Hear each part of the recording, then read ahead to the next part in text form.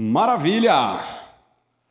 Passamos agora ao terceiro painel dessa manhã, que terá como tema o extrajudicial e a justiça do trabalho, de sucessões a ordens judiciais.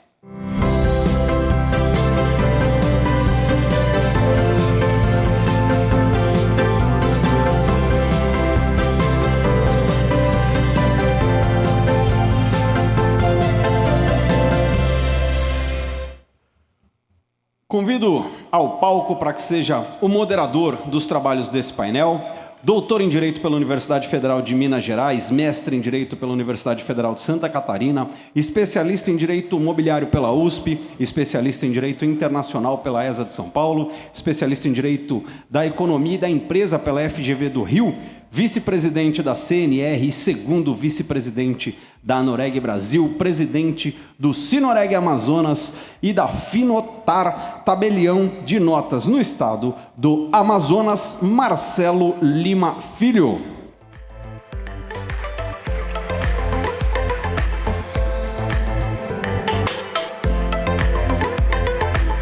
Convido ao palco nosso palestrante, conselheiro do CNJ, juiz do trabalho no Tribunal Regional do Trabalho da 15ª Região, pós-doutorado pela Universidade de Coimbra, doutor em Direito Penal pela Universidade de São Paulo, doutor em Ciências Jurídicas pela Faculdade de Direito da Universidade Clássica de Lisboa, doutor Guilherme Feliciano.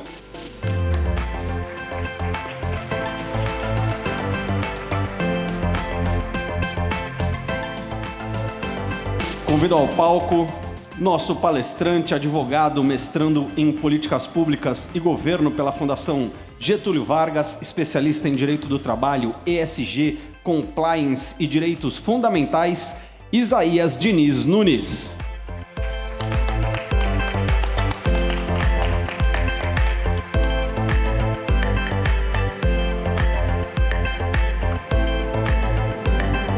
Convido ao palco pós-doutor em Direitos Humanos pela Universidade de Salamanca, doutor em Direito pela Universidade Católica de Santa Fé, na Argentina, mestre em Direito pela Universidade Portucalense Infante Dom Henrique de Portugal, mestre em Direito Constitucional pelo Instituto Brasileiro de Ensino, Desenvolvimento e Pesquisa, registrador de imóveis no Rio de Janeiro, coordenador da pós-graduação da Escola Nacional dos Notários e Registradores, Alexis Cavicchini.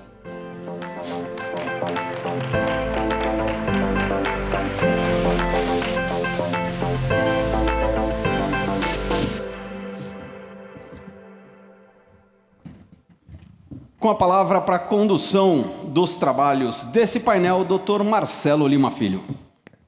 Bom dia a todos e a todas. Quero primeiramente parabenizar o Dr. Rogério Portugal Bacelar, nosso presidente, por mais uma vez promover essa mobilização maravilhosa, mais um CONCAT, mais um Congresso Brasileiro de Direito Notarial e Registral, que é uma oportunidade que nós temos de reencontrar os amigos, de fazermos novos amigos, de conhecermos os produtos e serviços dos nossos orgulhosos patrocinadores e de, sobretudo, aprendermos, trocarmos experiências e aprendermos sempre o que há em termos de estado da arte da ciência jurídica notarial e registral. Eu queria agradecer ao Rogério pelo convite de estar aqui participando deste painel e quero felicitar a curadoria da Fernanda, curadoria científica do evento, pela escolha deste painel. Não tenho na minha lembrança outros eventos que tenhamos tido o direito do trabalho com este enfoque. Então, temos aqui hoje 3 juristas de escola, com vasta experiência nas suas áreas de atuação, que vão falar sobre um tema que dialoga diuturnamente com a atividade notável e registral sobre diversas facetas. Então, logicamente, a questão da sucessão trabalhista é sempre um ponto que aflige desde a renovação na delegação, quando um novo delegatório assume, a primeira preocupação é com a questão trabalhista, a questão da sucessão trabalhista. Temos no registro de imóveis a recorrência de mandados judiciais, muitas vezes imprecisos, consultas à central de disponibilidade, enfim, há muitas interfaces. E agora, mais recentemente, nós temos uma discussão em curso no CNJ que é sobre o provisionamento para assegurar as verbas rescisórias. Então, estou pincelando aqui rapidamente algumas das agendas que tangenciam a nossa atividade com o direito do trabalho. Eu queria imediatamente passar a palavra ao doutor Isaías. O senhor tem 15 minutos. Sucesso na sua apresentação. Obrigado, doutor.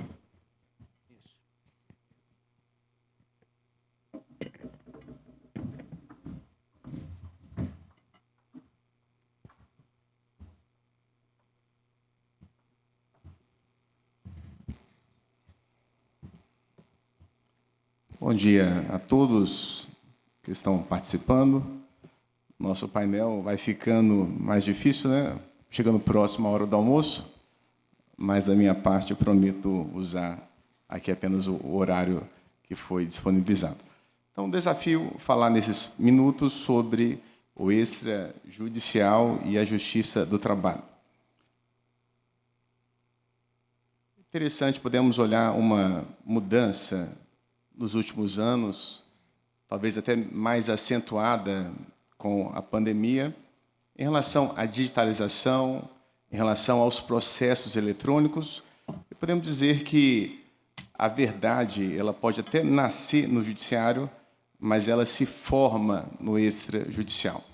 Durante muitos anos, podemos ver um protagonismo, até mesmo o Brasil vivendo um judicialismo onde tudo era levado para o judiciário ou apenas a verdade era aquela que era produzida no processo. Mas podemos ver, até mesmo, podemos dizer, um amadurecimento, até mesmo do Brasil se aproximando, talvez, de outros países um pouco mais desenvolvidos em relação a isso, numa transformação digital e também de uma interlocução muito importante entre o judiciário e o cartório. Então, quando olhamos para o cartório, antigamente alguns poderiam pensar que o cartório se resumia a filas, a carimbos, a reconhecimentos de assinatura, e como que o cartório tem sido tão importante e tão mais presente na vida de cada cidadão. Podemos olhar, então, agora esse equilíbrio também de um protagonismo extrajudicial. É uma nova realidade que nós vivemos, porque não adianta apenas um processo se eu não consigo munir esse processo daquilo que eu posso produzir extrajudicialmente, e também a própria satisfação futura de um crédito, de um direito. Então, o processo judicial ele precisa caminhar juntamente com o extrajudicial. Nós vamos ver mais à frente alguns exemplos da importância desse extrajudicial. E podemos, aqui ficou até um pouco pequeno, mas as sucessões e as dívidas trabalhistas, e podemos olhar hoje, é um grande cuidado, até mesmo quando olhamos o inventário extrajudicial, o divórcio, o inventário extrajudicial, como que isso acelera, principalmente, as sucessões e as dívidas trabalhistas geradas por uma empresa, por um empresário, e podemos já, hoje, pelo próprio cartório, darmos agilidade a isso para que essas sucessões, que às vezes eram anos e anos pela justiça, possam ser resolvidas pelo cartório, e lembrando também que as dívidas trabalhistas são créditos preferenciais que precisam, pela natureza alimentar, serem pagas com mais celeridade. Vou passando aqui de uma forma mais rápida. Podemos olhar também em relação às ordens judiciais.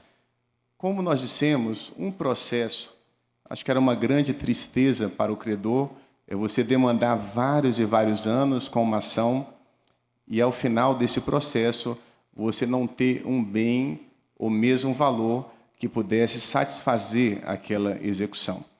Então, quando nós lembramos aqui da averbação premonitória, então, desde o início de um processo, na fase executória, você já consegue registrar que há uma ação, que há uma execução em andamento.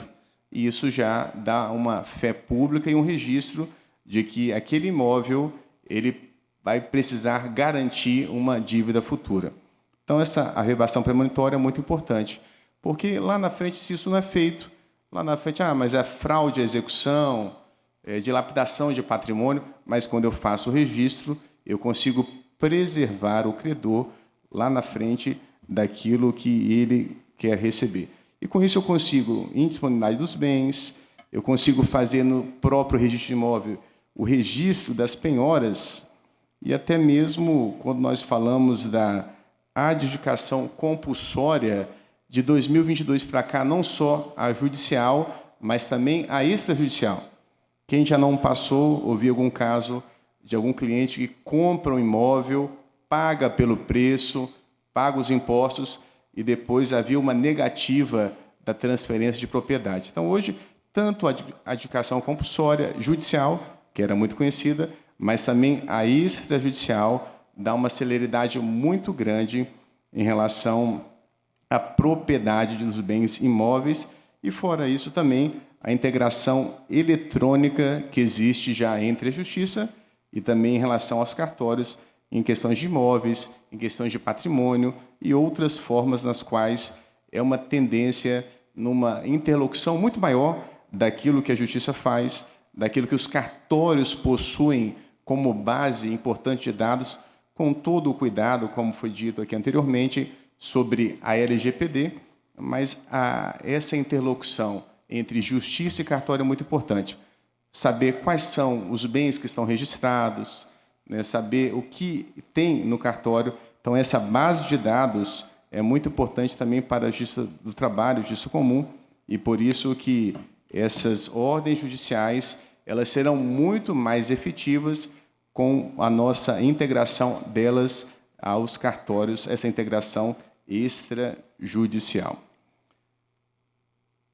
E nós entendemos também que o futuro, sempre olhando para o futuro da execução trabalhista, como nós já temos presenciado nessa parte de digitalização total. Eu lembro, eu estou em Brasília, não sou de Brasília, mas desde 2006, e como que a gente acompanha essa questão da digitalização, de um processo judicial eletrônico muito mais efetivo.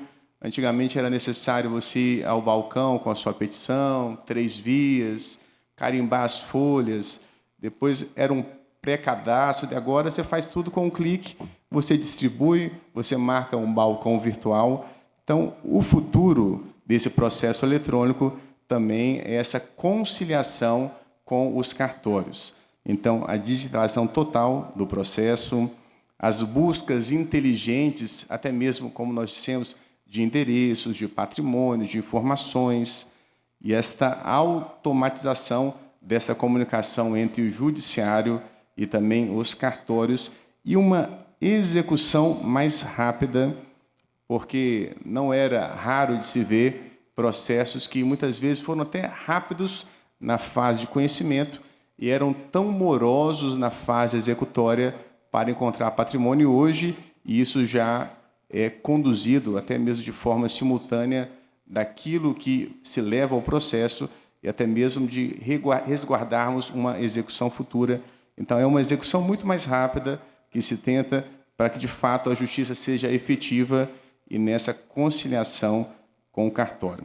E quando nós olhamos para o direito do trabalho, que é o tema dessa palestra, dessa conversa, ela é pioneira em relação a essa questão de digitalização de um processo 100% eletrônico e também nessa interlocução tão importante com os cartórios. E deixo essa frase, antes de nós passarmos aqui à conclusão, né, que a justiça decide, mas são os registros que sustentam a verdade. Então, como nós dissemos no início, a verdade pode até nascer com o processo, mas ela se desenvolve no ambiente processual, extrajudicial, cartorário. E por isso que nós deixamos aqui a importância, não só a realidade de hoje, mas uma tendência de cada vez mais haver essa interlocução entre justiça, entre cartórios, então uma integração 100% digital, até mesmo trazendo para a luz quais são realmente os bens que existem. Antigamente havia uma ocultação, até mesmo pela dificuldade de você acessar quais eram os imóveis que uma pessoa tinha. Claro que hoje ainda é possível você colocar o nome de um terceiro, mas hoje é muito mais fácil você rastrear quais são as procurações que uma pessoa emitiu, quais são os imóveis que elas possuem, o que está registrado no nome de uma pessoa. Então, isso é muito mais simples e muito importante para que eu tenha um processo efetivo e para que eu não tenha uma execução frustrada. Entendo que já existem os sistemas que ligam a Justiça do Trabalho aos cartórios, mas há essa tendência que isso seja muito mais célere. E o que é importante, entendemos aqui hoje, falando também para os cartórios, para os representantes que estão aqui nesta manhã, é conhecer exatamente o que pode ser feito, quais são os limites. Quais são os limites daquilo que o judiciário pode fazer, daquilo que o cartório realmente pode atender, com todos os cuidados da LGPD, mas, ao final, dando ao cidadão um processo mais célere, um processo mais efetivo, na parte sucessória, até mesmo com o divórcio, até mesmo com os inventários, na parte de imóveis, a questão da adjudicação compulsória judicial e extrajudicial. Então, com a devida segurança e dando efetividade para que a cada dia o processo do trabalho e também o direito sucessório seja algo que possamos viver e trazer, né, ao cidadão, que realmente, né, é o destinatário dos nossos serviços, esta efetividade com celeridade. Agradeço a todos. Essa era a minha fala. Muito obrigado, doutor Isaías, pela sua brilhante exposição. Eu passo imediatamente a palavra ao doutor Alexis Gravichini, colega registrador de imóveis na histórica cidade de Santa Cruz, no Rio de Janeiro, pesquisador, historiador, botafoguense e, sobretudo, meu amigo. A palavra é sua.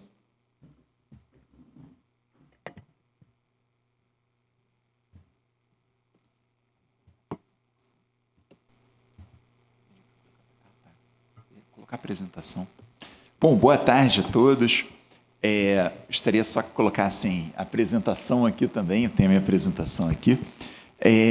Hoje eu vou falar aqui com vocês a respeito do registro de imóveis e a Justiça do Trabalho. Nós temos uma correlação muito grande da Justiça do Trabalho com o registro de imóveis. Isso por quê? Porque a Justiça do Trabalho é, sem dúvida, a justiça que mais envia para o registro de imóveis ordens judiciais dos mais diversos tipos. E hoje, enfim, gostaria de falar a respeito da qualificação registral, bem como também a questão das ordens trabalhistas que nós recebemos. Enfim, primeira coisa que eu gostaria de dizer é que a qualificação registral é parte da atividade normal do registrador e do notário, no caso, obviamente, a qualificação notarial. Ou seja, o registrador, ele, na sua atividade diária, ele qualifica documentos, ele recebe documentos e faz uma ordem e faz uma análise jurídica a respeito daqueles documentos. Obviamente, dentro da atividade registral se encontra também, por exemplo, a expedição de certidões. Porém, a qualificação registral é o âmago, é o centro da atividade do registrador imobiliário. Enfim, então, com isso, chegamos à seguinte questão. Nós recebemos diuturnamente diversas ordens da Justiça do Trabalho. E essas ordens da Justiça do Trabalho, como elas devem ser qualificadas pelo registrador imobiliário? Pois bem, primeira coisa é que o registrador imobiliário ele tem um âmbito um âmbito menor de qualificação quando ele recebe ordens judiciais do que de outros títulos. Ele deverá qualificar vendo os caracteres extrínsecos do título, bem como os princípios do direito notarial registral, especialmente, por exemplo, o princípio da continuidade. Enfim, muitas vezes a gente recebe ordens, por exemplo, de penhoras ou indisponibilidade de bens, porém de imóveis que não estão em nome daquela pessoa que é aquele executado. Nós recebemos ordens de disponibilidade de bens ou então penhoras em nome de terceiros e nós temos que cumprir a continuidade registral. Então, como conciliar, por exemplo, uma coisa com a outra?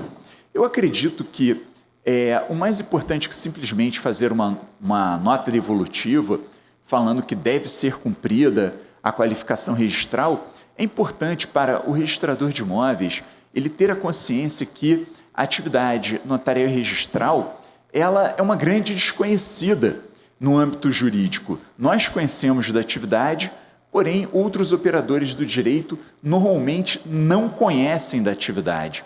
Então não basta entregar uma nota devolutiva.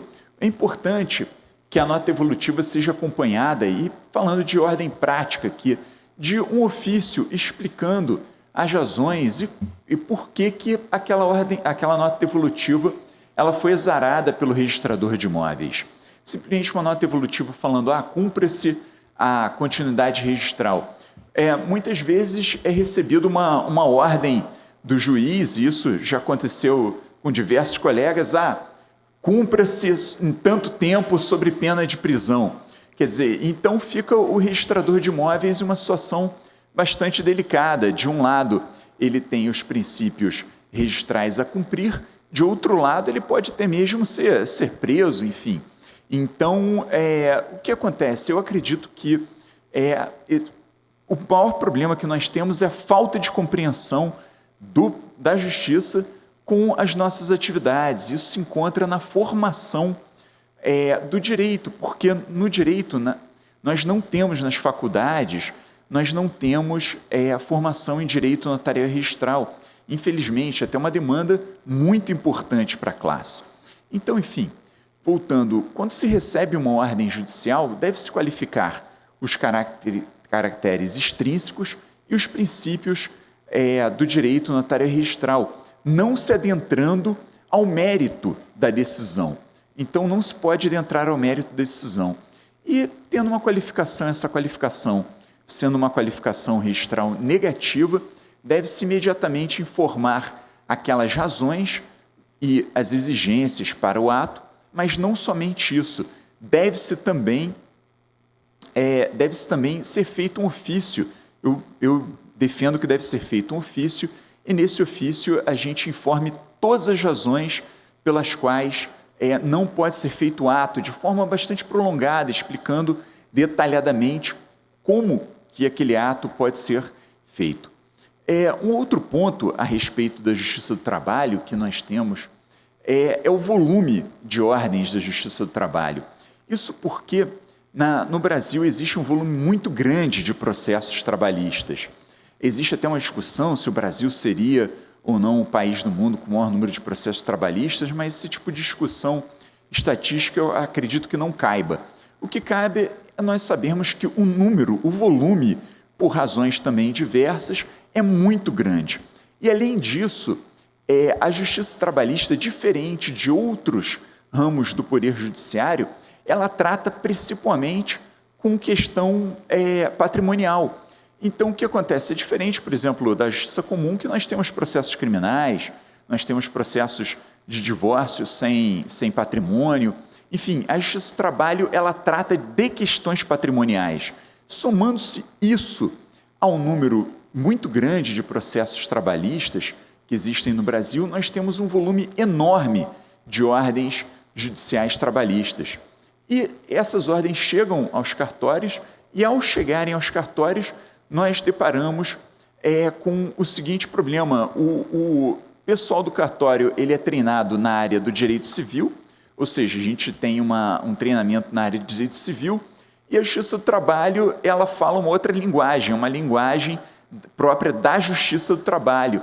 Então, existe essa questão de integração que realmente fica, embora até o palestrante anterior muito bem falou a respeito da questão das comunicações, do processo eletrônico, e que realmente melhorou muito, nós recebemos comunicações via malote digital, mas o fato é que nós temos que não só conseguir passar informações para o outro, mas também entender o que a Justiça do Trabalho pretende e nos fazer entender para que a Justiça do Trabalho entenda o trabalho que está sendo realizado pelos cartórios. Então, eu acredito que uma outra questão muito sensível é o treinamento dos escreventes no cartório. O treinamento daqueles escreventes, especialmente aqueles que estão exatamente na parte do exame, do departamento de exame do cartório, fazem a qualificação registral, eles devem ter um treinamento diferenciado para as ordens da Justiça do Trabalho. Isso por quê? Porque aquelas ordens judiciais recebidas pela Justiça Comum normalmente são entendidas com muita facilidade pelo cartório, ou os títulos judiciais recebidos, por exemplo, inventários e partilhas que recebemos diuturnamente nos cartórios, fazemos uma qualificação registral sem qualquer tipo de problema. Porém, as ordens de Justiça do Trabalho muitas vezes não são compreendidas pelos escreventes. Isso porque, como dito, se trabalha muito pensando no direito civil e pouco pensando-se no direito trabalhista, que refoge a área de especialidade dos cartórios. Vejam-se que nos concursos, por exemplo, para cartório, nós não temos cobrança de direito trabalhista. Nós temos, por exemplo, cobrança nos concursos de direito penal e processo penal, coisa que a gente não vê em absolutamente nada na prática diária, e o direito do trabalho, de outro lado, deveria, na minha opinião, ser cobrado no concurso, porque a gente recebe essas ordens trabalhistas todas e temos que fazer um trabalho de qualificação dessas ordens. E não temos direito do trabalho nos concursos para titularidade de cartórios. Enfim, então, a minha fala é exatamente nesse sentido. Eu acredito que exista uma incompreensão muito grande de parte a parte da Justiça do Trabalho com o trabalho dos cartórios com as ordens de Justiça do Trabalho, e eu acredito que deve ser feito um trabalho de se tentar compreender melhor outro lado para se ter uma integração, porque o que todos esperam, tanto a Justiça do Trabalho quanto os cartórios, é uma efetividade jurídica, né? Tem que ser feito pensando numa integração do ponto de vista de cooperação. Então, nesse sentido, eu conclamo aos colegas que pensem sempre nas ordens judiciais da Justiça do Trabalho no ponto de vista de treinamento dos escreventes para que eles saibam responder com clareza todas as ordens exaradas pela Justiça do Trabalho. Enfim, e também fica aqui o meu pedido, até já falei em outras oportunidades, mas é que a gente deveria tentar rever o currículo das faculdades de Direito para se colocar direito notarial e registral. E, com isso, a nossa área de especialidade seria realmente menos desconhecida pelos demais operadores do direito. Então, agradeço a todos pela atenção. Muito obrigado.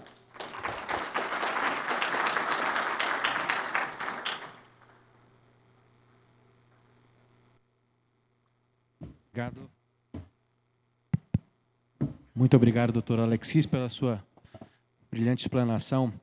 Antes de passar a palavra ao conselheiro Feliciano, eu gostaria de fazer uma lembrança, a propósito do que você falou, da não cobrança do direito do trabalho nos exames da atividade notarial e registral. No Amazonas, nós tivemos um caso, no penúltimo concurso, em que foi convidada a participar da arguição oral uma procuradora do Ministério Público.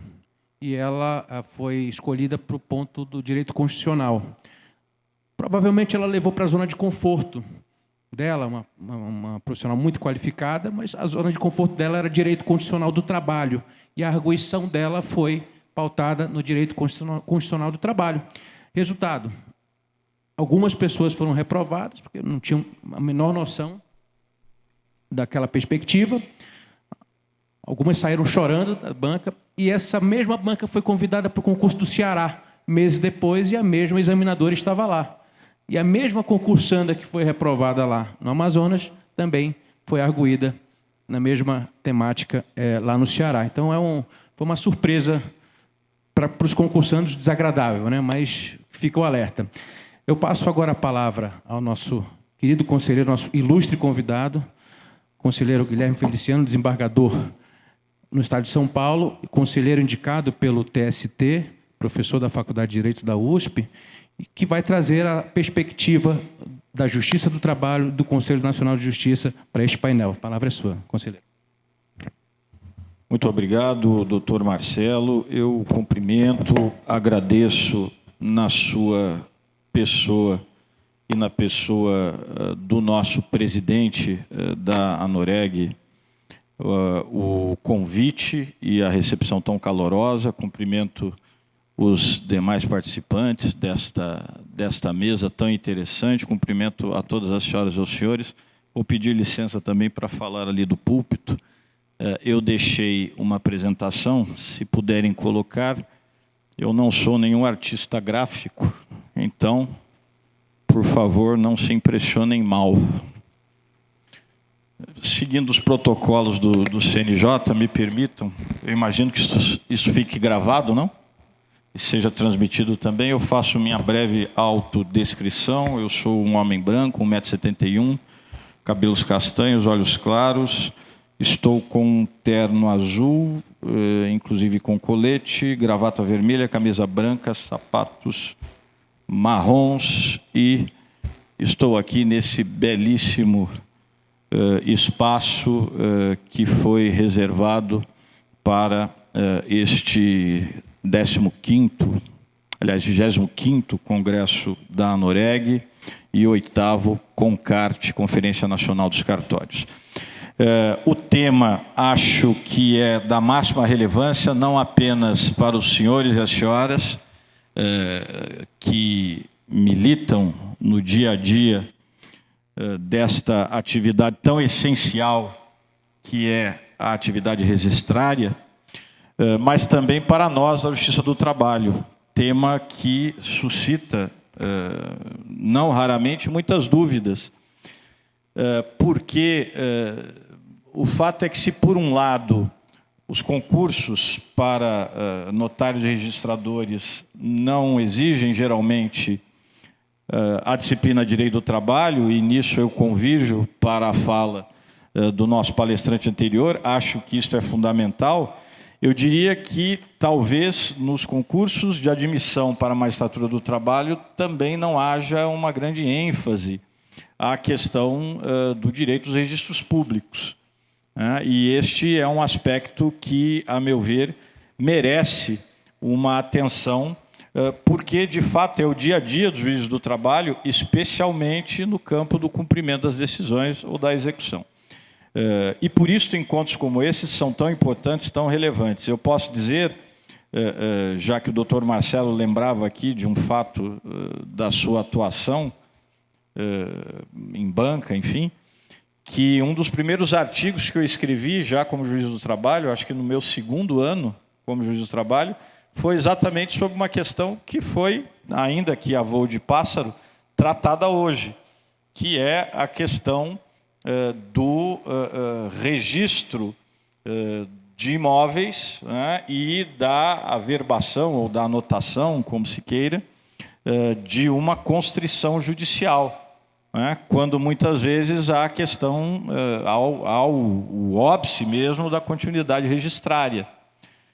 E não era incomum, e ainda acontece, que o oficial suscite a dúvida perante, por exemplo, o juiz de direito que responde pelos cartórios, né? E, neste caso, estamos falando ali basicamente de uma instância administrativa, enquanto do outro lado há uma ordem judicial para a anotação daquela constrição, daquela penhora, daquela indisponibilidade, que é uma ordem judicial. E isto sempre gera muita tensão, de modo que, volto a dizer, um dos primeiros textos que eu escrevi no campo acadêmico foi exatamente diante desta questão, enfim, apontando ali soluções. Não é o ponto que eu quero trazer aqui para o nosso debate, até porque, de algum modo, isto foi tocado nas falas anteriores, ainda que não especificamente como soluções, enfim, para problemas que eventualmente existam, e a própria evolução das ferramentas digitais nesse particular, isso foi apontado pelo nosso primeiro palestrante, tem facilitado as soluções nesse particular. De modo que, para mim, restou, então, tratar de um tema que eu sei que é recorrente, que também preocupa as senhoras e os senhores, que é a questão da sucessão. Então, vamos lá, vamos falar um pouquinho deste tema. É claro que, de uma maneira geral, dúvidas que existiam também quando eu comecei a judicar, hoje já estão relativamente pacificadas. Por exemplo, quem a rigor é o empregador? Há algumas décadas, eu diria que há 2 décadas, havia ainda uma dúvida muito acesa com relação a isto. E eu mesmo cheguei a decidir em uma direção diversa da que hoje se pacificou, ou praticamente se pacificou na jurisprudência. Por quê? E aí eu até antecipo essa discussão, ou trago essa discussão incidentalmente, digamos assim.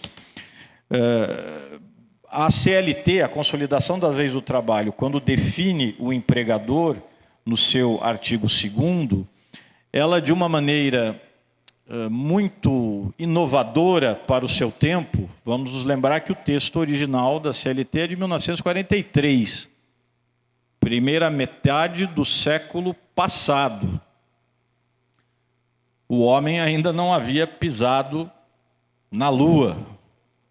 Bom, para alguns não pisou até hoje, né? Mas, enfim, a altura, pelos dados históricos, o homem ainda não havia pisado na Lua. Isso se deu em 69. Nós ainda não tínhamos calculadoras de bolso. Hoje nós temos esta maravilha aqui, né? O mundo inteiro está aqui dentro. À altura havia aqueles mainframes gigantescos, enfim. Era isto, era esta realidade que forjava as relações de trabalho. Mas, no entanto, na definição do empregador, a CLT foi extremamente inovadora, porque definiu o empregador como a empresa. A empresa, sabemos hoje, pelo texto do Código Civil, na verdade, é um conceito, por assim dizer, funcional. Eu falo de atividade empresária, como aquela atividade profissionalmente organizada de produção ou circulação de mercadorias e serviços.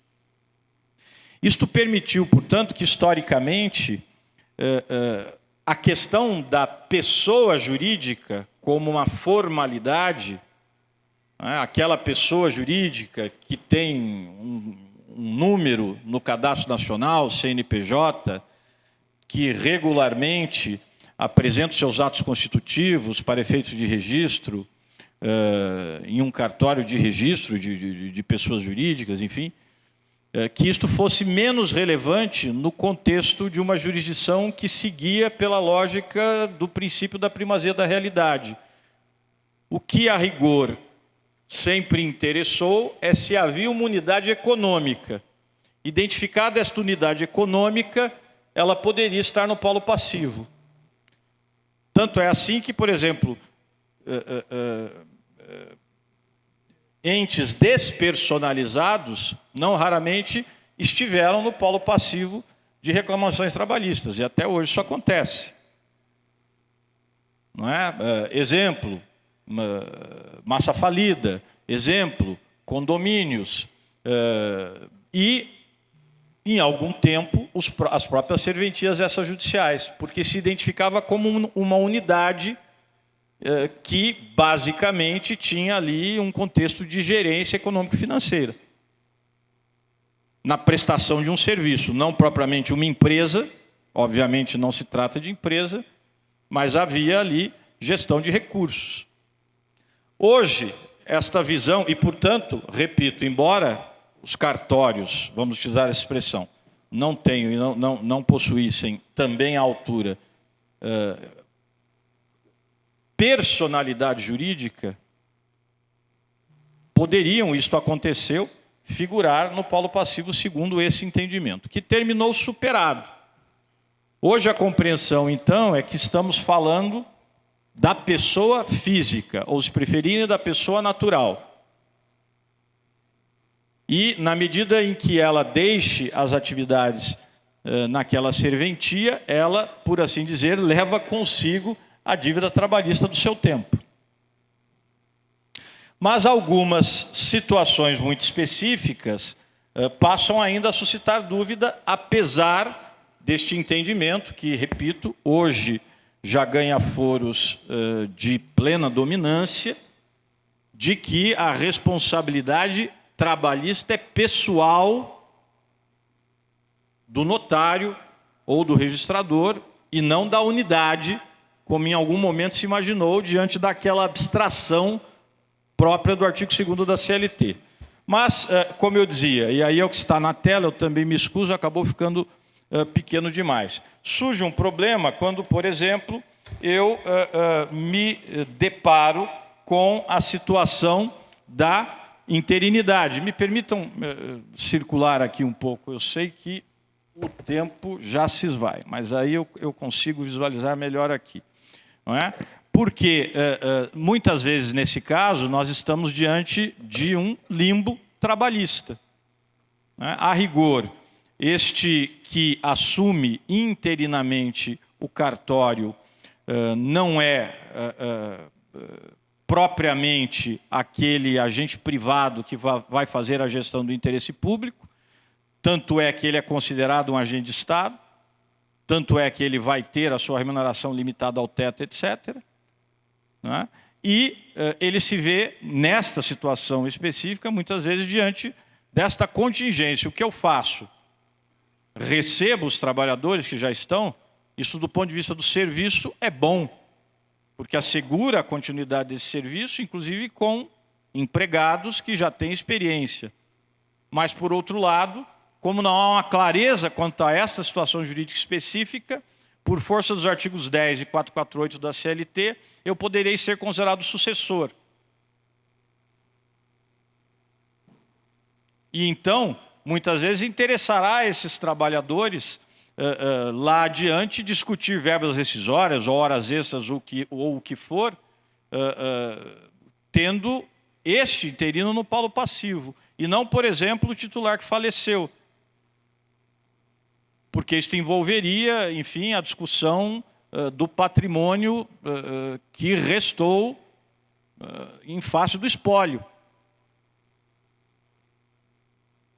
E aí uma outra opção que surge é, então, não admitir esses trabalhadores, mas ainda assim fica a questão das rescisórias. É isso que eu estou chamando de limbo, que acaba trazendo aí uma questão quanto à própria segurança jurídica. Bom, os fundamentos constitucionais para tratar deste tema são os óbvios, é apenas aqui para mencionar, o 236 da Constituição, referindo ali a delegação pelo poder público do exercício dessas atividades notariais e de registro a particulares. Então, aquela velha máxima aqui sempre se impõe, ou seja, eu estou tratando da administração privada de interesse público, né? E, por outro lado, está ali nos parágrafos, inclusive, o dever do poder público de fiscalizar.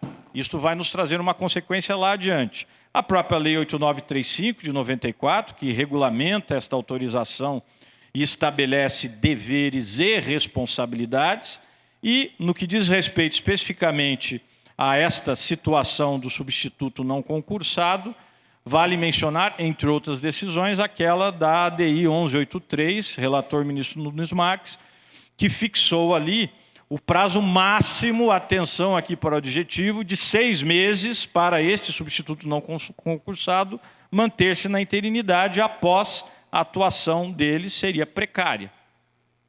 E já estaria em contrariedade, segundo esse entendimento, com o próprio espírito do texto constitucional. Então, vejam, é importante fazer esta observação, porque no Conselho Nacional de Justiça não raramente chegam demandas de substitutos, de interinos, no sentido de que o Tribunal de Justiça está ali negando o direito aos 6 meses. Mas não há um direito aos 6 meses. Isto é um prazo máximo para a regularidade dessa atividade. A decisão não reconheceu nenhum direito subjetivo a que se permaneça 6 meses nessa condição. Bom, o limbo eu já mencionei, e aí há aqui alguns paradoxos que se impõem. Não é? Por exemplo, a delegação está extinta. Por exemplo, o delegatário morreu, mas o serviço tem de continuar. Continuidade de serviços públicos, isso é um princípio de direito administrativo que acaba alcançando também esta hipótese de administração privada de interesse público, que é a atividade cartorária. O empregador não existe mais juridicamente, né? Neste caso, não existe mais sequer naturalmente, digamos assim. E o contrato de trabalho, no entanto, permanece ou pode permanecer ativo.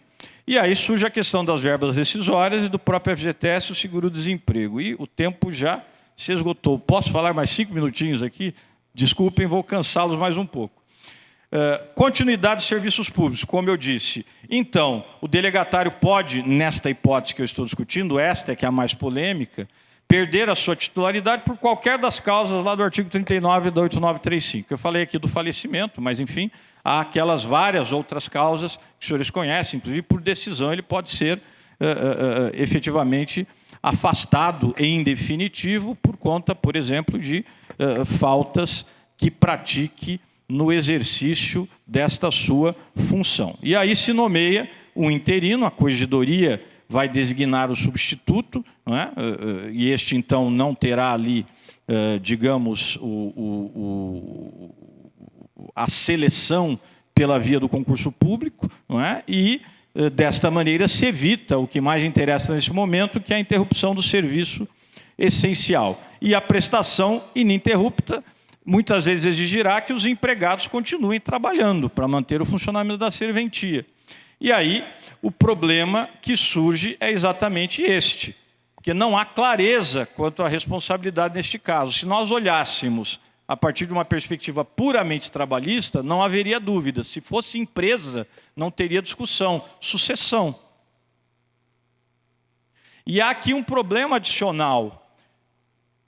Até a reforma trabalhista de 2017, Lei 3.467, ainda havia alguma discussão, e eu próprio, para quem me conhece, eu sou o rei das teses minoritárias, né? Mas eu defendo até o fim. Às vezes eu venço também.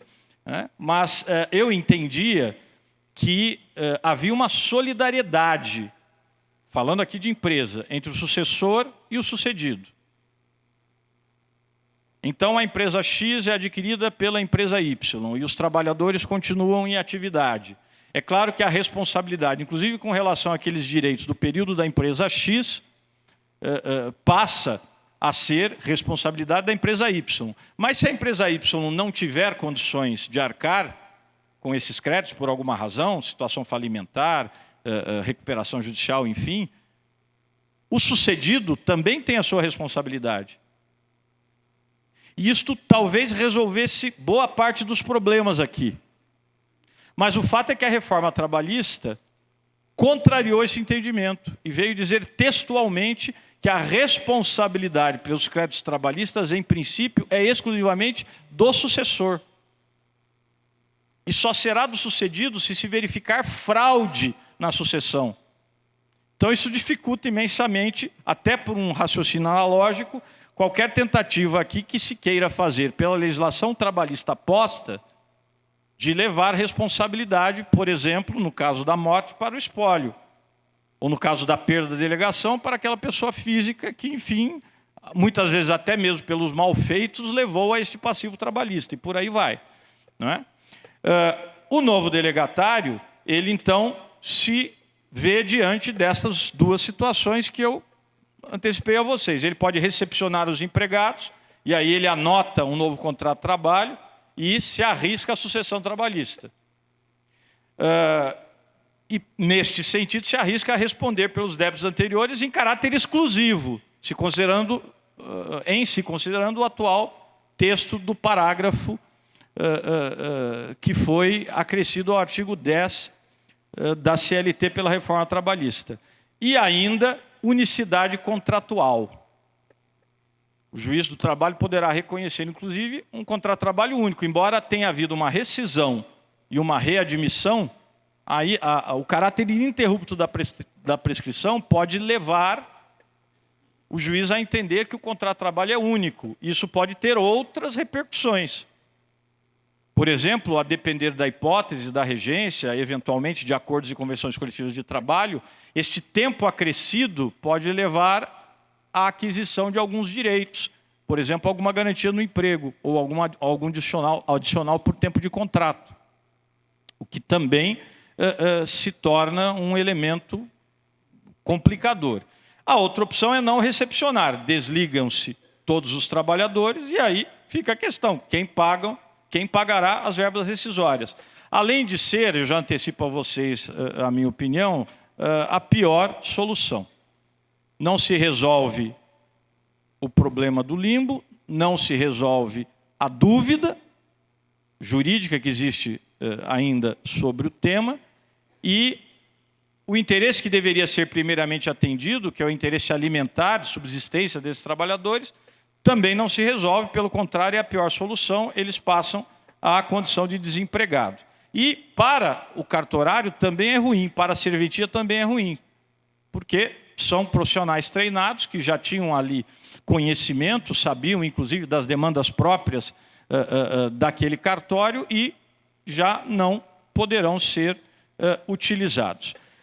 Falando do 8935, a regra do gerenciamento exclusivo, administrativo e financeiro pelo titular, inclusive no que diz respeito às despesas de custeio e investimento pessoal, lá do artigo 21, entra em causa. A responsabilidade civil, no artigo 22, está prevista, mas há ali a referência à culpa ou dolo.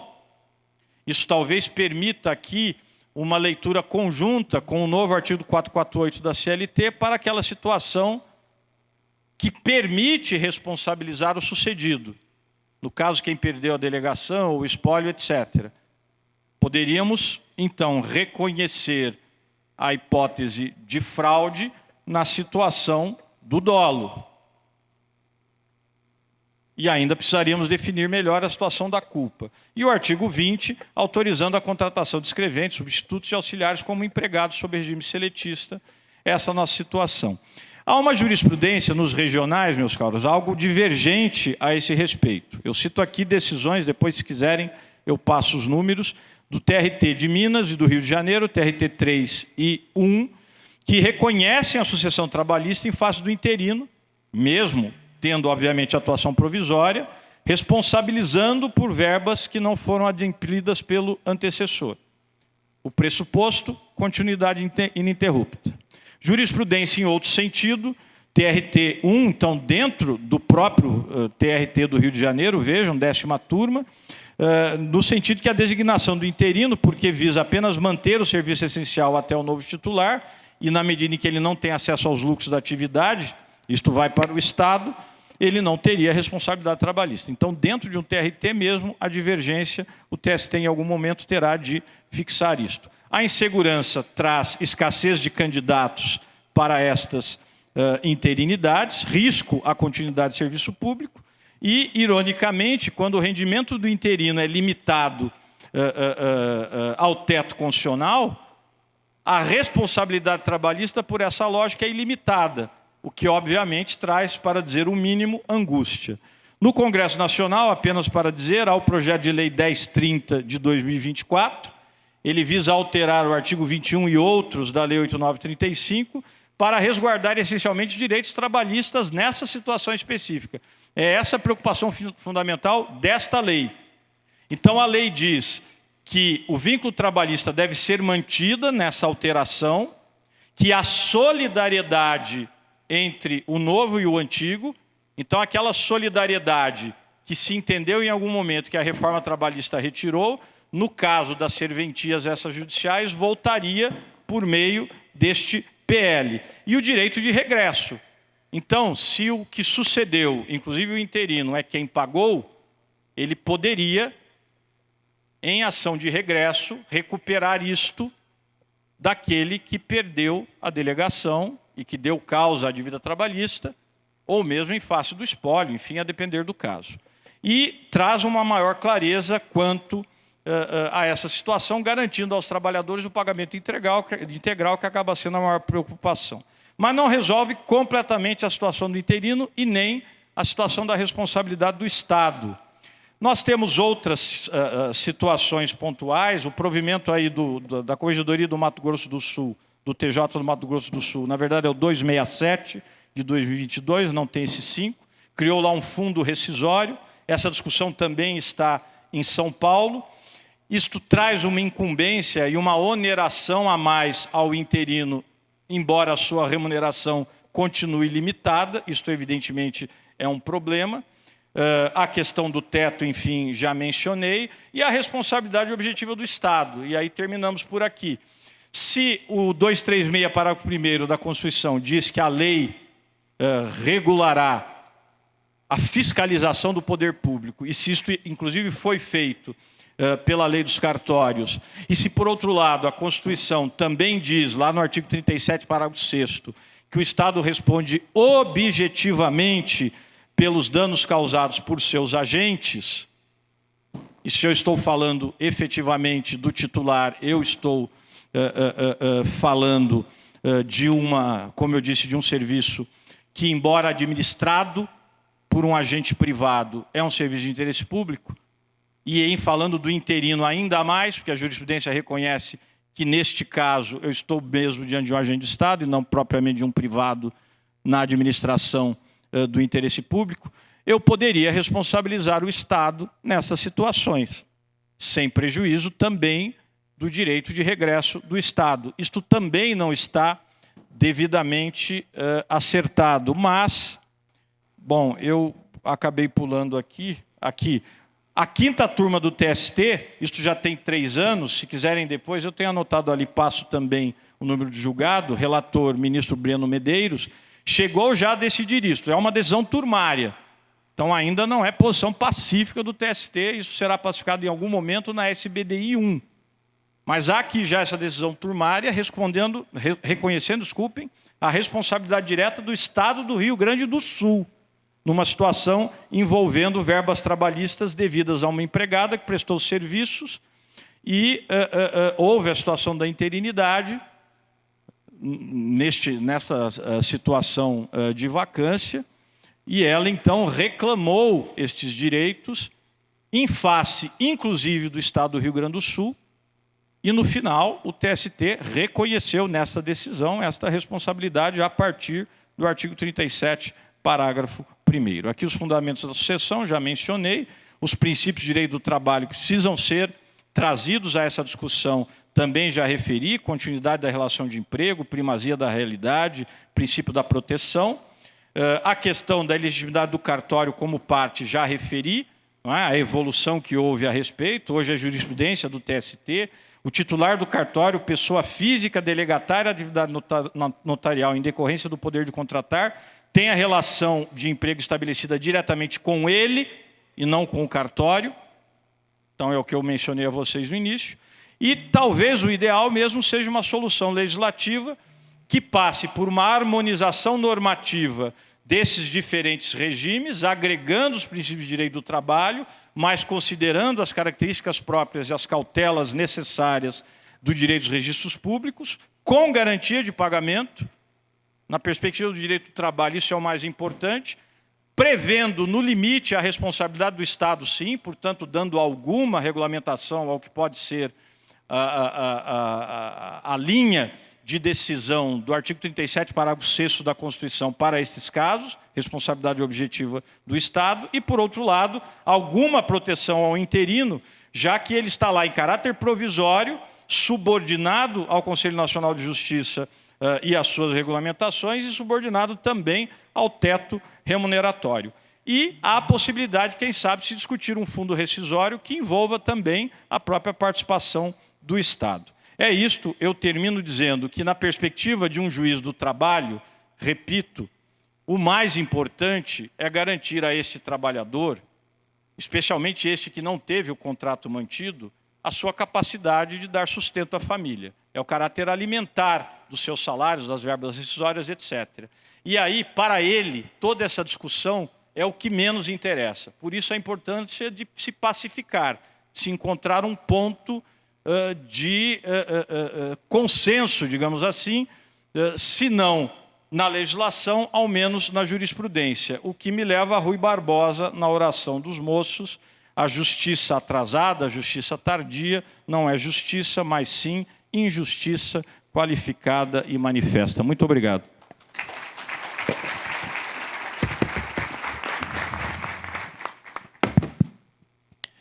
Nós é que agradecemos, conselheiro, pela sua extraordinária exposição.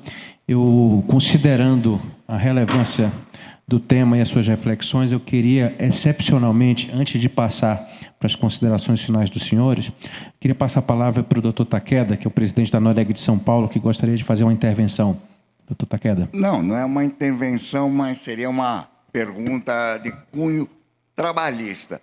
Então, a questão da extinção do contrato de trabalho, porque já existem acordos de alguns TRTs dizendo o seguinte, que extinção do contrato de trabalho por morte não é a mesma coisa de demissão sem justa causa, porque é um fato natural.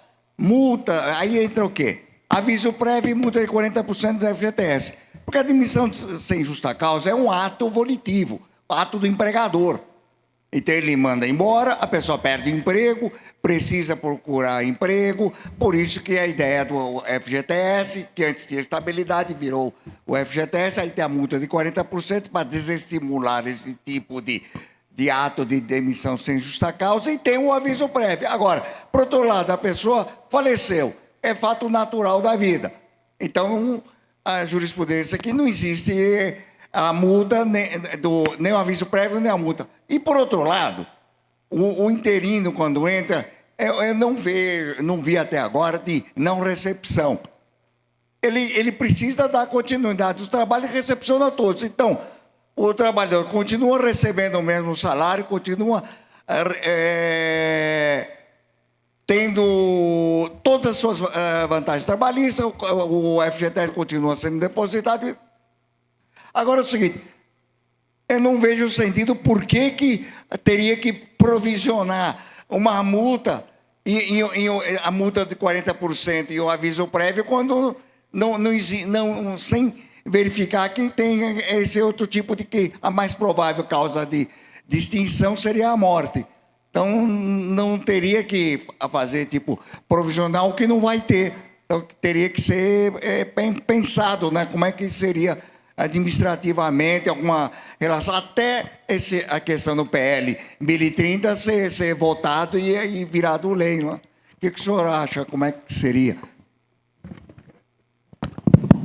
Bem, tentando ser bem rápido, que eu já abusei da paciência das senhoras e dos senhores. Essa é uma discussão que se põe até em outras circunstâncias, não só nesta. Se examinarem o artigo 18, caput, parágrafo 1º da Lei 8036, de 90, que é a Lei do Fundo de Garantia, o que se diz lá da indenização, não é nem multa, é uma indenização de 40% para o caso de despedimento sem justa causa pelo empregador, ou seja, ato do empregador. E, de fato, o falecimento não é ato jurídico, é fato jurídico, né, para todos os efeitos. Mas, por outro lado, na lógica da proteção do trabalhador, tem-se entendido que nesta hipótese de morte, a indenização, porque também não se deveu, digamos, à culpa ou à vontade do trabalhador, mas sim ao fato alheio à sua vontade, isto daria o direito à indenização a partir de uma interpretação constitucional, que o texto constitucional, nesse caso, não é exatamente o texto legal, mas não aviso prévio, né? Aviso prévio não faz muito sentido, aviso prévio da morte alheia, né? Agora, a indenização, me parece, talvez tenha um fundamento que a justifique. E, de todo modo, nesta passagem, digamos assim, sem a interrupção, ou seja, uma prestação de serviços ininterrupta, em se reconhecendo a continuidade do contrato de trabalho, talvez se pudesse até mesmo cogitar de uma não rescisão. Mas tudo fica no campo da penumbra, porque exatamente não tem uma regulamentação própria, uma jurisprudência assentada a esse respeito.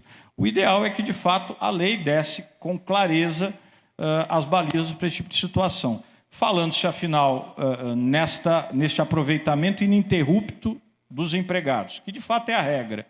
Se isto vai configurar ou não contrato único, se for contrato único, não há sentido em pagar verbas rescisórias, porque eles continuam. E depois, lá, ao final, sim, ele vai receber 40%, se for despedido sem justa causa, sobre o FGTS de todo esse período. Mas não um aqui e outro lá. Né? E o seguro-desemprego, por exemplo, será apenas lá adiante, e não neste momento em que eu tenho a assunção pelo interino. E, da mesma maneira, deixar clara a questão da indenização de 40% do aviso prévio. O melhor aqui, na minha opinião, é uma lei que esclareça esses pontos. Muito obrigado. Antes de passar a palavra, o conselheiro Guilherme tem um voo daqui a pouquinho. Eu vou pedir, então, que cada um de vocês faça as suas considerações por 2 minutos, por favor. E agradecendo aos que resistiram até aqui ao frio intenso da nossa adega climatizada, do Royal Tulip. Doutor Isaías, a palavra é sua. Concluindo aqui a nossa fala, acho muito interessante termos aqui operadores do direito na área do trabalho e aqueles que operam também nos cartórios, porque não há uma concorrência, mas há uma colaboração, cartório e justiça do trabalho. Então, muito importante, não há uma sentença, não há uma execução segura se não tem um patrimônio conhecido. Também não há uma boa sentença se eu não tenho uma prova constituída de forma válida. E lembrando sobre isso, só lembrar da importância da ata notarial e da escritura declaratória. Muito importante no processo do trabalho, tanto a ata notarial, registro de conversas, vídeos. Então, isso é algo muito importante. E lembrando ainda da NR1, que ia vigorar a partir de 26 de maio de 2025 e foi agora transferida para 26 de maio de 2026, que trata sobre direitos e obrigações dos empregados e trabalhadores em relação a acidentes e doenças ocupacionais, no qual a CNR teve uma efetiva participação no diálogo com o governo, inclusive, para que ela fosse prorrogada para maio de 2026. E lembrando que o ano passa muito rápido. Já estamos encerrando quase mais um ano, então precisamos nos preparar para as exigências que essa lei traz, essa NR traz para a gente, 26 de maio de 2026. E agradecendo, não tinha feito no início, ao convite do Dr. Rogério, doutora Fernanda, doutora Jaqueline, por esse painel, que, como o doutor Alexis falou, talvez precisamos conversar mais, não só colocar nas provas, mas também trazer para o debate um pouco mais dessa interlocução do direito do trabalho, e, como foi dito, no direito do trabalho é totalmente patrimonial. Não precisa, então, conversarmos mais sobre ele para termos uma efetividade maior. E, bom, eu estava pensando aqui para as palavras finais a respeito do que o conselheiro falou, e eu acho bem interessante, na verdade, meu pensamento só no seguinte sentido, que eu acho que complementa o que eu havia falado anteriormente, é a respeito dessa diferença que a gente vê entre o que a gente está acostumado no cartório, no dia a dia do cartório, e o pensamento da Justiça do Trabalho. Porque, por exemplo, no cartório, a gente tem certeza absoluta do seguinte, por exemplo, se o titular anterior, ou mesmo o interino, ele fez um ato, você não vai ser responsabilizado administrativamente por aquilo. A corregedoria não vai entrar com um processo administrativo disciplinar para saber como é que aquilo foi feito, por que aquilo foi feito em face de você, etc. Quer dizer, você fica extremamente tranquilo na questão administrativa e na questão civil também fica bastante tranquilo. Quer dizer, a partir do momento que se entra com uma ação indenizatória em face do atual titular, você demonstrando que é uma questão do titular antigo, enfim, os tribunais com muita tranquilidade, a justiça comum com muita tranquilidade, simplesmente ela pega e afasta a responsabilidade daquele que é o atual titular. Porém, não é o que ocorre na Justiça do Trabalho com toda essa discussão a respeito de sucessão. Então, ou seja, levando essa discussão da sucessão para esse ponto também, da não sucessão de responsabilidade administrativa e civil, a gente percebe claramente o que eu havia falado, é a falta de intimidade que nós temos com a matéria. Então, por isso, essa questão do treinamento dos colaboradores do cartório é tão importante, um treinamento específico voltado ao atendimento das demandas da Justiça do Trabalho. Conselheiro, last but not least. Muito bem. Também, muito rapidamente, eu vou até aproveitar o ensejo, que, enfim, acho que eu já falei tudo o que eu podia falar, até mais um pouco. Mas, em relação à pergunta do doutor Takeda, no TST hoje, eu me lembrava, A questão está dividida a tal ponto que mesmo os ministros que têm um entendimento mais progressista do direito do trabalho, uma visão de maior proteção ao hipossuficiente, a parte mais fraca no contrato, mesmo entre eles há dissidência.